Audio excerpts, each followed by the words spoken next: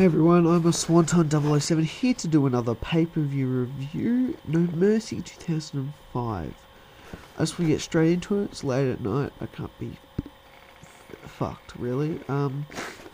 Started with a 6-person intergender match for the WWE Tag Team Championship. On one side there was Heidenreich, Road Warrior Animal and Christy Hemme versus M&M. This was an alright match, I guess. I mean, it wasn't great for an opener. I would have thought that it would have been a lot more fast-paced, but it was really quite slow and sluggish.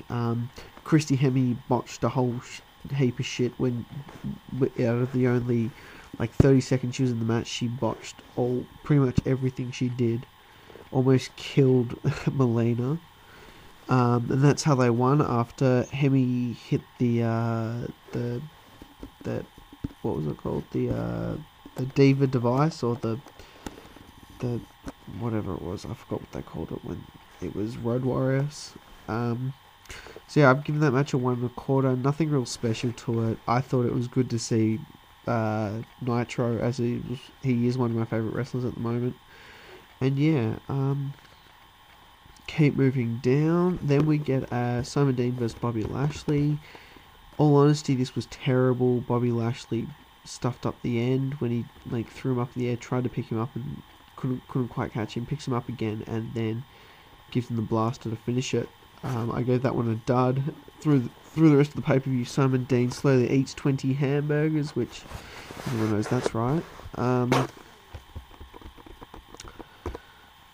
Then we've got the third match, Chris Benoit versus Christian versus Booker T versus Orlando Jordan. Terrible match. Oh wait, sorry, hold on. It was a good match. I felt that there was lots of good spots, but there's just something that wasn't clicked to make it like a 4-star match. I've given it a 3 out of 5. Because there were some really cool spots, like Benoit's all his Germans he did, Spinneroonies that Booker did, and Booker was really good in this, and my biggest disappointment was Christian in this match. And yeah, last match, that was Bobby Lashley's first ever pay-per-view match. The end of this one was Christian grabs Benoit, but Benoit reverses and puts him in the sharpshooter, and Christian taps. I felt this was terrible. The Christian was on the verge of being main eventer, and then he goes to SmackDown, and now he's being pushed to hell. He's being, pushed to hell. He's not going anywhere. I gave that match a 3 stars. We then get Mr. Kennedy versus Hardcore Holly. Mr. Kennedy's first ever pay-per-view match, and he says that at the beginning. He ends up winning after he hits the Green Bay plunge off the top rope. I gave that match a 2 1/4 stars. It was pretty good. It wasn't that great. It was good for a debut match, but really disappointing they fired him a couple of years later after some backstage crap. Then we get JBL versus Rey Mysterio. This was it was a pretty good match, I'd say. Personally, I didn't enjoy that match. I'm not a JBL fan, but I can't deny that it wasn't worth a 3 1/4 stars. Even it ended when Ray hit the 619, then goes for the West Coast pop, misses it, and then he gets a clothesline from hell, which I thought that was a pretty cool ending. And all around, the mix of the different styles worked, I felt, and it wasn't like a complete clusterfuck.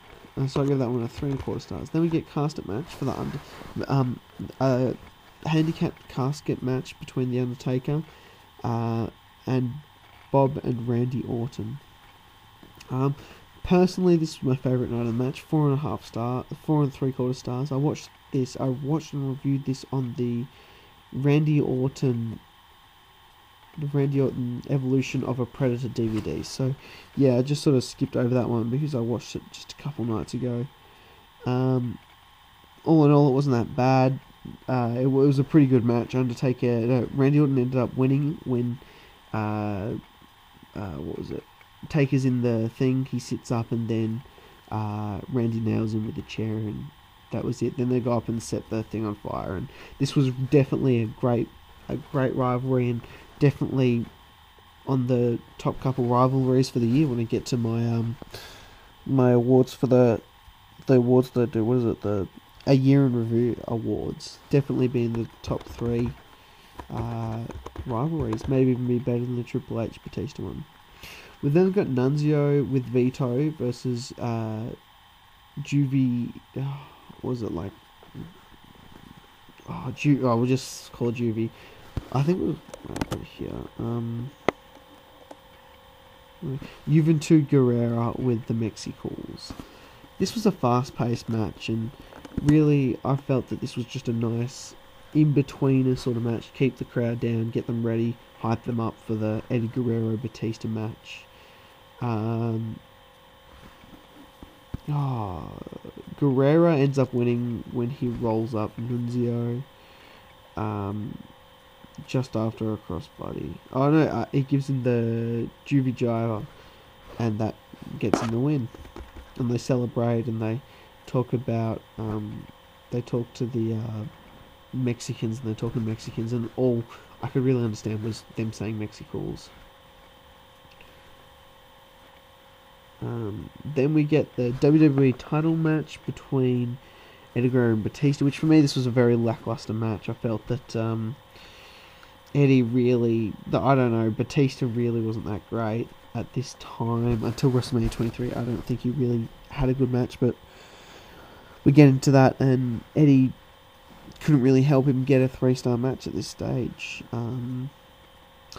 It ended when Eddie went for the Three Amigos. Eddie then goes to the top rope, feeling a bit froggy, and then he goes for it, and Batista spine busters him for the 3 count. Eddie shakes his hand and goes to the back. This is just all a big thing that gets Eddie to his he dies. To his big heel turn, but he ends up dying. This is the last ever pay-per-view, and it's a very sad sort of thing to watch when it's his last pay-per-view ever. So I've given that match a 2.5 out of... What did I give? 2.5? 2.5 out of 5. Yeah, 2.5 out of 5. Overall, I think the pay-per-view is worth a 5.25 out of 10, mainly because of the Casket match and the US Championship match. That's what really boosted it up a little bit. So guys, I'm a Swanton 007. Comment, like, and subscribe. Thank you.